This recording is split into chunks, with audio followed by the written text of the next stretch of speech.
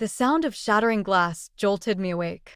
My heart hammered against my ribs as angry voices echoed through our two-story colonial.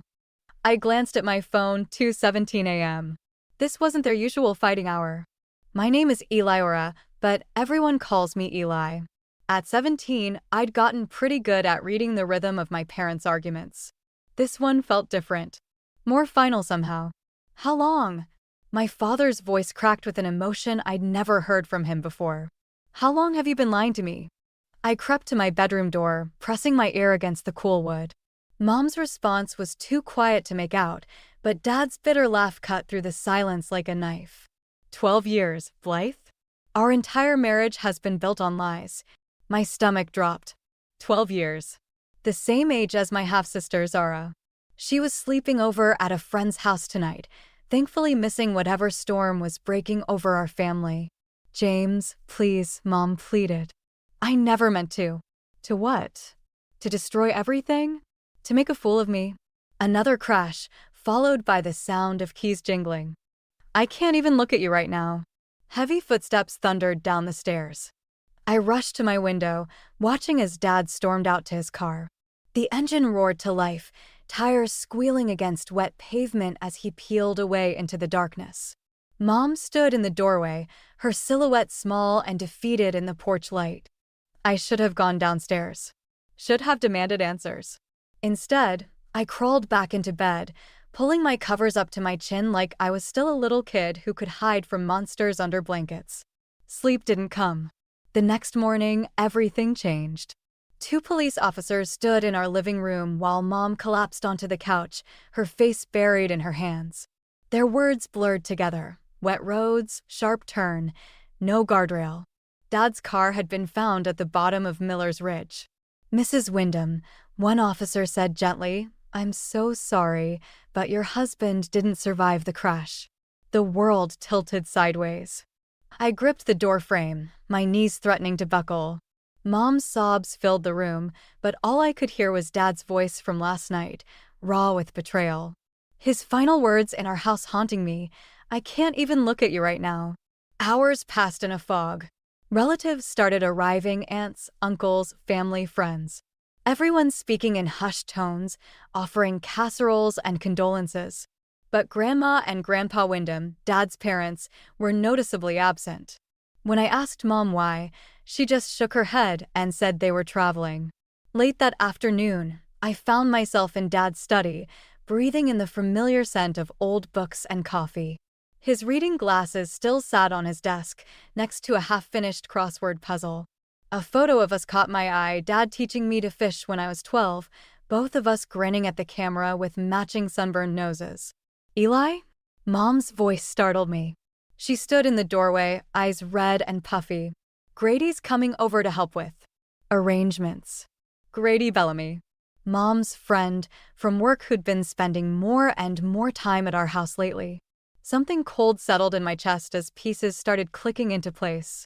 Did Dad know? The words slipped out before I could stop them. About you and Grady? Mom flinched like I'd slapped her. This isn't the time, Eliora. But it was exactly the time. Dad was gone, and his last moments alive had been filled with anger and betrayal. I turned back to the photo, unable to look at her. When will it be time, Mom? When you're ready to admit what really happened last night? She didn't answer. Her footsteps retreated down the hall, leaving me alone with Dad's ghost and questions that would haunt me for months to come. One thing was certain, nothing would ever be the same again. 6 months after Dad's funeral, Mom married Grady in our backyard. I watched from my bedroom window as they exchanged vows under the maple tree where Dad had built my childhood swing. The same tree he'd promised to hang fairy lights in for my graduation party next spring. Mom wore a cream-colored sundress and a smile I didn't recognize. Zara scattered rose petals, beaming at her role as flower girl. The small gathering of guests, mostly Grady's friends and family, applauded as they kissed. No one seemed to notice or care that Dad's parents weren't there. That half of our family was missing. Eli? Zara's voice pulled me from my thoughts. She stood in my doorway, still in her pale pink dress. Mom wants you to come down for pictures. I'm not feeling well, I said, the same excuse I'd used to avoid the ceremony. Maybe later. Zara's face fell. But we're family now. Grady says. Grady isn't my father. The words came out sharper than I intended. Zara flinched and guilt twisted in my stomach. None of this was her fault. Sorry, I softened my tone. I just need some time, okay? She nodded and disappeared downstairs, where laughter and music drifted up through the floorboards. I turned back to my window, watching as Grady led Mom in their first dance. His hand rested possessively on her lower back, and something in his expression made my skin crawl. Later that night, after the guests had gone and Zara was asleep, I crept down to the kitchen for water. Voices from the living room stopped me cold. We need to discuss what to do about Elira, Grady was saying. Her attitude is affecting Zara. She's grieving, Mom replied, but her defense sounded weak. It's only been 6 months. It's been long enough. Grady's voice hardened. We're a family now, Blythe. Either she accepts that, or we need to consider other options. What do you mean, other options? My sister's running that boarding school in Vermont. They have openings for the spring semester. The glass slipped from my hand, shattering on the tile floor. Silence fell in the living room. Eli? Mom called out. Is that you? I didn't answer. Instead, I ran back upstairs, my bare feet silent on the carpet. Behind me, I heard their muffled argument resume. The next morning, I woke to find boxes stacked in the hallway. Grady was directing movers, pointing out which furniture stayed and which went. What's happening? I asked Mom, who was supervising from the doorway. Grady's moving in properly now, she said, not meeting my eyes. We're making space for his things. I watched as they dismantled Dad's study, packing away his books and awards. His presence being erased piece by piece. When they reached for the fishing photo on his desk, I snapped. That's mine, I said, snatching it before the mover could wrap it in paper. Eli, Mom started, but Grady cut her off. Let her have it, he said smoothly. She'll need something for her dorm room, after all. My blood ran cold. So they'd already decided. That afternoon, I found Dad's old laptop buried in one of the boxes headed for storage. I smuggled it to my room, desperate for any connection to him. When I powered it on, a document was still open, an email draft dated the night he died. Mavis, it began. I know why you've been trying to warn me about Blythe. Tonight confirmed everything. I need your help protecting. The message cut off there. My hands shook as I read it again. Grandma had tried to warn him? About what? A knock at my door made me quickly close the laptop. Grady stood there, his smile not reaching his eyes. Family meeting downstairs, he said. We need to discuss your future. I nodded, my mind racing. Dad's unfinished email felt like a key to a door I didn't even know existed. Whatever Grandma Mavis had tried to tell him, whatever truth she knew, I had to find out. But first, I needed to stop them from shipping me off to Vermont. The family meeting about Vermont never happened. Instead, I spent the night digging through Dad's laptop, looking for any connection to my grandparents. My search led me to a password-protected folder labeled Family Matters. After 3 tries, I cracked it my birthday, followed by Zara's. Inside, I found dozens of emails between Dad and Grandma Mavis, dating back 12 years. The most recent ones made my stomach churn. James, the DNA test results confirm what we suspected, Grandma had written. You need to confront Blythe about Zara. And about Grady. This deception has gone on long enough. The timestamp showed Dad had read this email the morning before he died. A soft knock interrupted my reading. Eli? Zara's voice came through the door. Can I come in? I quickly closed the laptop. Sure. She slipped inside, clutching her pillow. I had a bad dream.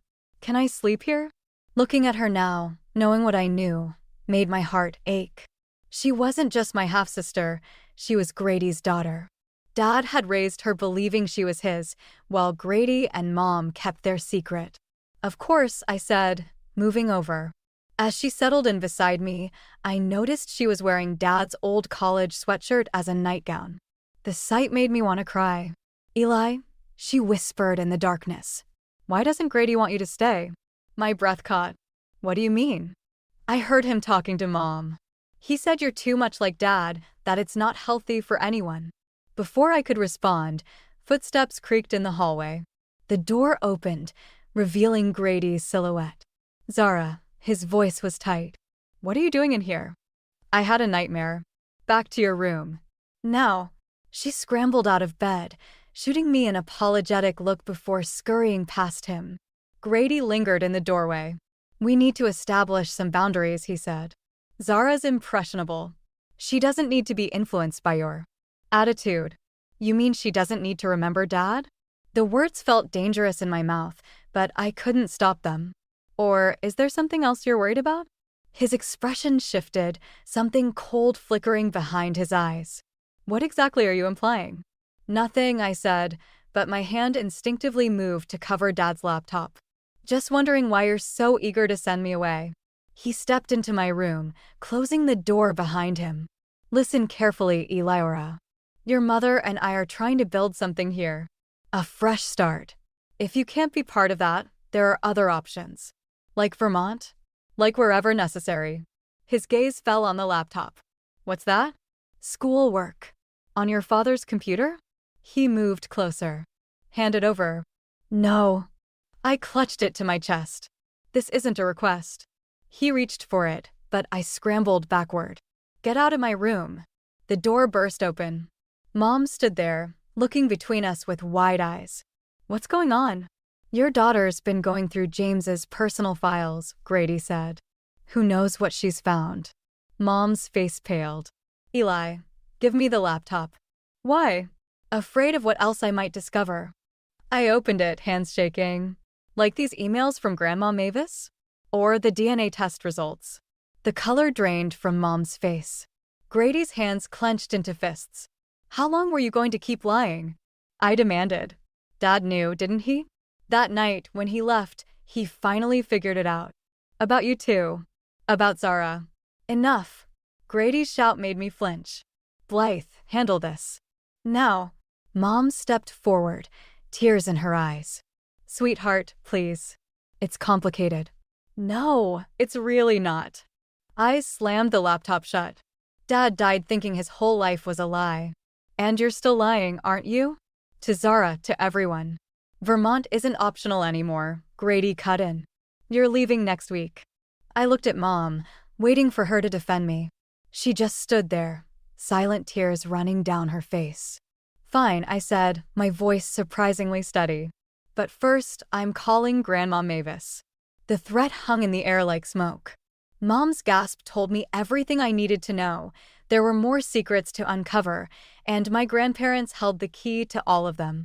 Finding Grandma Mavis's number wasn't hard. It was still in Dad's phone contacts. What was hard was working up the courage to call while Grady and Mom were downstairs, probably plotting my exile to Vermont. I paced my room, phone clutched in my sweaty palm.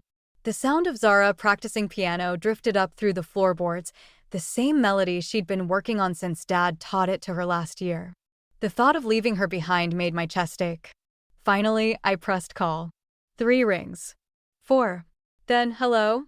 Her voice was exactly as I remembered, warm and strong. Grandma? Silence. Then a sharp intake of breath. Elira? Is it really you? Yeah. My voice cracked. I found Dad's emails. About the DNA test. About Mom and... Where are you? She cut in, urgency replacing warmth. Are you at home? Yes, but... Listen carefully, sweetheart. Don't tell anyone you called me. Your grandfather and I are 3 hours away. We can be there by... The line went dead. I spun around to find Grady in my doorway, his hand on my room's phone jack. Calling hours are over, he said, pocketing the cable. You can't keep me from talking to my grandparents. Actually, I can. He stepped closer. Your mother signed the boarding school paperwork this morning.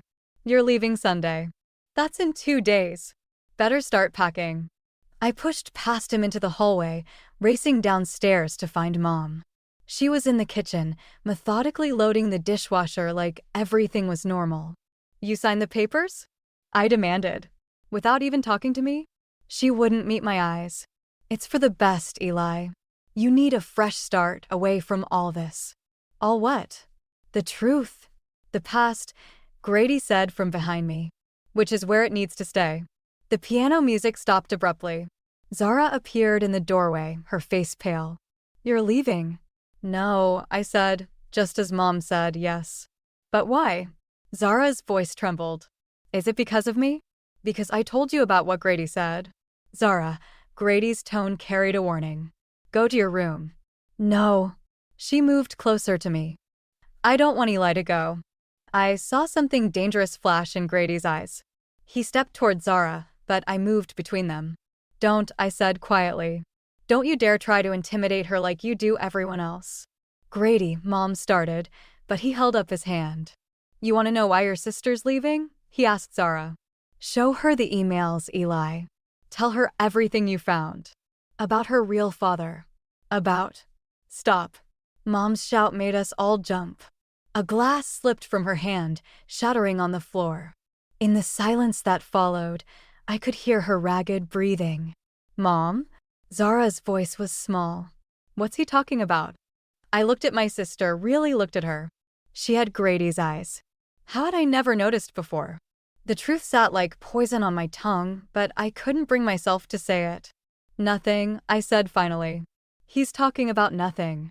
Grady smiled, cold and triumphant. He knew he had me cornered. I could tell the truth and destroy Zara's world, or I could leave quietly and protect her from it. I'll go pack, I said, my voice hollow. But as I turned to leave, I caught sight of Dad's reflection in the kitchen window. No, not Dad. Grandfather August, standing on our back porch with Grandma Mavis beside him. They must have already been on their way when I called. Grady followed my gaze and cursed. Mom dropped another glass. Zara, I said quickly, remember how Dad always said the truth sets us free? She nodded. Well, I think it's time for some truth. All of it. The back door opened, and my grandparents stepped into our kitchen like avenging angels. Grandma Mavis took one look at me and opened her arms. I ran to her without hesitation, leaving chaos erupting behind me. Grandma Mavis's kitchen smelled like cinnamon and safety. I sat at her familiar oak table, watching steam rise from my tea while Grandfather August paced behind me. We'd left chaos at my house, Mom crying, Grady threatening legal action, and Zara locked in her room, refusing to speak to anyone. Your father suspected for years, Grandma said, sliding a worn leather journal across the table. But he couldn't prove anything until he found this in Blythe's desk last spring. The journal was Mom's. Inside, detailed entries chronicled her relationship with Grady, starting long before I was born. Before she even met Dad. He was going to confront them that night, Grandfather August said, his voice heavy. We begged him to wait, to let us help him gather more evidence for the divorce. Evidence? I looked up from the journal. Evidence of what? Grandma exchanged a look with Grandfather. Your father discovered some irregularities in his company's accounts. Large sums of money being transferred to offshore accounts. I don't understand. Grady was your father's financial advisor before he married your mother, Grandfather explained. He'd been embezzling funds for years, using your mother's position as company secretary to cover his tracks. The room tilted sideways. Dad's accident. Might not have been an accident at all, Grandma finished softly.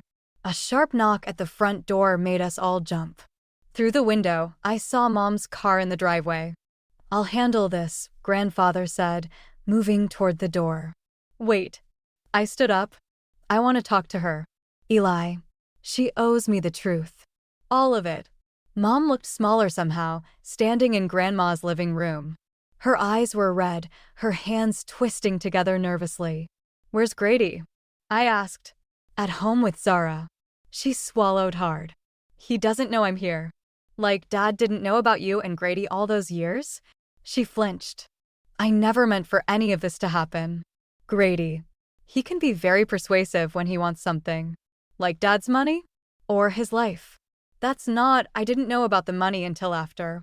She trailed off, tears spilling down her cheeks. When James confronted me that night, I panicked. I called Grady, told him everything. He said he'd handle it, but I never thought. You never thought he'd actually kill Dad? My voice cracked. Or you just never thought anyone would figure it out? Eli, please. I know I've made terrible mistakes, but I'm still your mother. No. The word came out sharp as glass. My mother died the night Dad did. I just didn't know it until now. A sound from the hallway made us turn. Zara stood there, tears streaming down her face. She must have followed Mom. Is it true? She whispered. Did he kill James? Mom reached for her, but Zara backed away. Sweetheart, it's complicated. Stop lying. Zara screamed. Everyone just stop lying. She ran to me, wrapping her arms around my waist like she used to when she was little. Despite everything, she was still my sister. Blood didn't matter. Dad had taught us that love was stronger than DNA. What do we do now? Zara asked, her voice muffled against my shirt. I looked at my grandparents, then at Mom, who seemed to have aged years in minutes.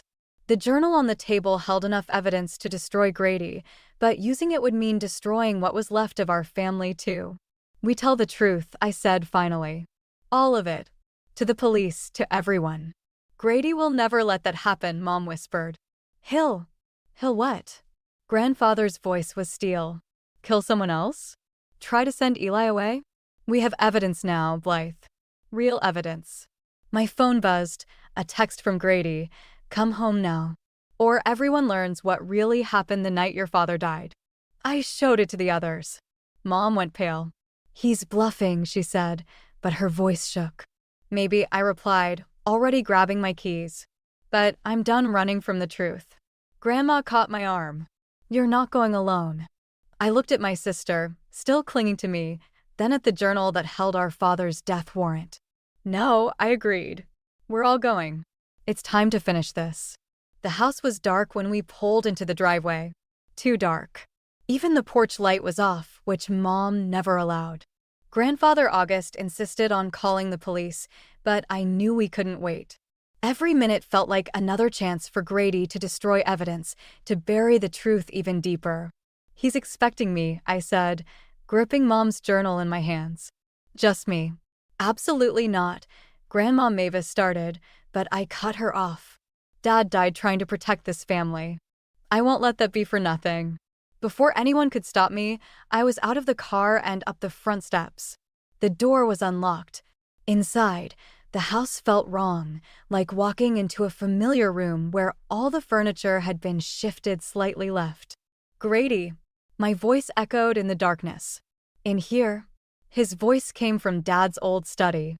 I found him sitting at Dad's desk, illuminated by a single lamp. Dad's laptop was open in front of him, and beside it sat a familiar object that made my blood run cold. Dad's phone. The one the police said they never found at the crash site. Wondering how I got this? Grady's smile didn't reach his eyes. Amazing what you can retrieve from a ravine if you know where to look. You went back that night, I said, to clean up evidence. Smart girl. Just like your father. He gestured to the chair across from him. Sit. I remained standing. Where's Zara? Safe. Away from all this mess you're creating. He leaned forward. You know, James made the same choice you did, choosing truth over family. Look where that got him. You murdered him. I protected what was mine. His voice hardened. Like I'm going to do right now. The front door opened. Mom's voice called out, followed by Grandma Mavis's. Grady's expression darkened. I told you to come alone. I did. I held up the journal. And I brought what you really want. His eyes fixed on it. Your mother's little diary. James was so proud of himself for finding it. It has everything. The affair, the money transfers, all of it. Hand it over. I took a step closer to his desk. Tell me what happened that night first. The whole truth. He studied me for a long moment, then shrugged. Your father was going to ruin everything. The life I'd built, the future I'd planned. He called that night, said he was going to the police. I couldn't let that happen. So you followed him. I tried talking sense into him first. When that failed, he spread his hands. Sometimes accidents are necessary. Footsteps approached the study. I needed to keep him talking, keep him distracted. And Mom? Did she know? Blythe knows what she needs to know. Just like you're going to forget what you think you know, unless you want Zara to grow up without both her father and her sister. The threat hung in the air between us. I thought of Zara, already losing one father, now learning the truth about another. The journal felt heavy in my hands. "You're right," I said quietly. "Sometimes we have to protect what's ours." I held out the journal. As Grady reached for it, I let it fall. In his moment of distraction, I lunged for Dad's phone on the desk. But Grady was faster. His hand clamped around my wrist, twisting until pain shot up my arm. The phone clattered to the floor as he yanked me forward, his other hand going to my throat. I tried to be reasonable, he snarled. "Tried to give you a chance to be smart about this." "Let her go." Mom's scream came from the doorway. Everything happened at once. Grady spun me around, using me as a shield. Grandfather August appeared behind Mom, holding something that glinted in the dim light. And there, in the corner of the room, stood Zara. She must have been hiding there the whole time, recording everything on her phone. "It's over, Grady," I managed to say through his chokehold. "The truth's already out." His grip tightened. "Then I have nothing left to lose, do I?" The last thing I saw was Mom lunging forward, terror in her eyes, as Grady dragged me backward toward the window. Then everything went black. I woke to the steady beep of hospital monitors and the sensation of someone holding my hand. For a moment, I thought it was Dad, like when I had my appendix out at 12. But when my eyes focused, I saw Grandma Mavis, her face etched with worry. "Welcome back, sweetheart," she whispered. The events in Dad's study came rushing back. "Grady is in custody." Grandfather August stepped into view. "Zara's video and your father's phone provided enough evidence. The police are reopening James's case." My throat felt raw where Grady's hands had been. "Where's Zara?" "Here." She appeared at my bedside, eyes red from crying. "I'm so sorry, Eli. I heard him on the phone earlier, planning to send you away. I knew something was wrong, so I hid in the study and recorded everything. You saved us all," I told her, squeezing her hand. A commotion in the hallway drew our attention. Mom burst in, followed by 2 police detectives. "5 minutes, one of them said. "Then we need your official statement, Mrs. Bellamy." "It's Wyndham," Mom corrected sharply. "I'm going back to Wyndham." She approached my bed cautiously, like I might shatter. "Eli, I need to tell you something. About your father's trust fund. The one he set up for my college?" "No." She pulled out a familiar envelope, the one I'd seen in Dad's desk the night he died. "This is his letter to you. The one Grady tried to destroy. It explains everything." With shaking hands, I opened it. Dad's familiar handwriting filled the page. "My dearest Eli, if you're reading this, then my suspicions about Grady were correct. I've documented everything, the embezzlement, the threats, the affair. But more importantly, I've secured your future. The trust fund isn't just for college. It's everything I had, transferred to an account only you and your grandparents can access. I knew Grady would come after me once he discovered what I'd done. But I couldn't let him steal your future like he stole our family's trust. Protect Zara. She's innocent in all this, and she'll need her big sister more than ever. And Eli? Remember what I always told you about truth and justice? Sometimes they come at a terrible price. But they're worth fighting for. All my love. Dad." I looked up at Mom, who was crying silently. "You knew about this letter?" "Grady found it first," she admitted. He used it to convince me to marry him. Said he'd destroy everything, the evidence, the trust fund, our family, if I didn't help him cover up what happened to James. So you chose him over the truth? Over Dad's justice? I chose what I thought would protect you and Zara." Her voice cracked. "I was wrong. So terribly wrong." The detective stepped back in. "Mrs. Wyndham, it's time." Mom straightened her shoulders. "I'm ready to tell the truth. All of it." "Wait." I caught her hand. "Dad's letter. He wanted justice, but he also wanted us to heal. To be a family again. How can we? After everything?" "By choosing truth this time," I said. "Together." Zara moved closer, taking Mom's other hand. For a moment, we stood connected, 3 generations of women choosing truth over fear. "Mr. and Mrs. Wyndham," I looked at my grandparents. Will you help us? Grandma Mavis wiped her eyes. That's all we've ever wanted, dear heart. The detective cleared his throat.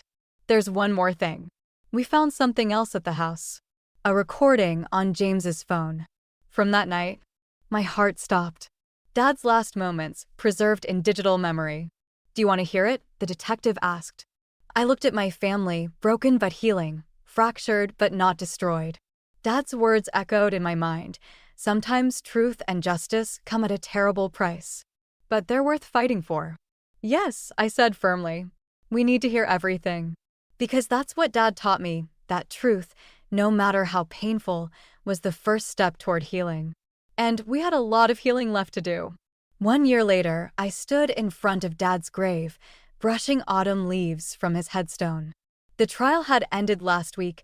Grady got 20 years for Dad's murder, with Mom receiving immunity for her testimony. The recording from Dad's phone had captured everything, including Grady's confession before he forced Dad's car off the road. Ready? Zara appeared beside me, carrying a bouquet of Dad's favorite sunflowers. She lived with me and our grandparents now, her choice after Mom started therapy and moved into a small apartment across town. We were all healing, but at different paces, in different places. Almost. I pulled out Dad's old journal, the one I'd found hidden in his desk after the trial. I want to read him something first. Zara nodded, settling cross-legged on the grass. I opened to the last entry, dated the morning of his death. My greatest fear isn't dying. It's leaving my girls without showing them that love is stronger than blood, that truth matters more than comfort. And that family isn't just who we're born to, but who we choose to become. He was right, Zara said softly. About all of it. A familiar car pulled up to the cemetery gates, Mom, right on time for our weekly visit. These meetings were still awkward, filled with careful conversations and tentative steps toward forgiveness. But we kept showing up, week after week, choosing truth over comfort, just like Dad taught us. Girls? Grandma Mavis called from behind us. Your mother's here. I closed the journal, tucking it back into my bag next to the acceptance letter from Dad's alma mater. The trust fund he'd set up would cover my tuition, but it was his words, not his money, that had guided me here. Mom approached slowly, carrying her own flowers. Her hair was graying at the temples now, and grief had etched permanent lines around her eyes. But there was something lighter about her these days, like setting down a heavy secret had allowed her to stand straighter. I found something, she said, holding out an envelope. In my old diary. Inside was a photo I'd never seen, Dad teaching me to write my name, both of us laughing as I scribbled backwards letters across his legal pad. On the back, he'd written, Eli's first story, about a family of birds who flew in different directions, but always found their way home. I was cleaning out the storage unit, Mom explained. Thought you might want it for your dorm room. My throat tightened. Next week, I'd be heading to college, leaving behind the cemetery, this town, all these ghosts. But not the truth, never that. Thanks, I managed. Then, surprising us both, I hugged her. Zara joined us, then Grandma Mavis and Grandfather August. We stood there, this patchwork family held together by choice rather than obligation, by truth rather than comfort. Later that night, as I packed my room, I found one last surprise, a sealed envelope that had fallen behind my desk. Dad's handwriting again, but this time addressed to both my daughters. Zara sat beside me as I read. My dear girls, by the time you read this, you'll understand that family isn't always what it seems. But here's what I know for certain. Love doesn't care about DNA. Truth doesn't bend to convenience. And strength isn't about never falling. It's about who helps you stand back up. Eli, protect your sister's heart. Zara, guard your sister's spirit. Together, you're stronger than any secret, any lie, any storm. And remember, sometimes the hardest paths lead us exactly where we need to be. All my love. Dad. I looked at Zara, this sister who wasn't my sister by blood, but was my sister in all the ways that mattered. She smiled, tears in her eyes. He knew, she whispered. He knew all along, and he loved us anyway. No, I corrected gently. He loved us completely. Because that was Dad's final lesson that love, like truth, doesn't need qualifiers. It simply is. And sometimes, that's enough to build a future on.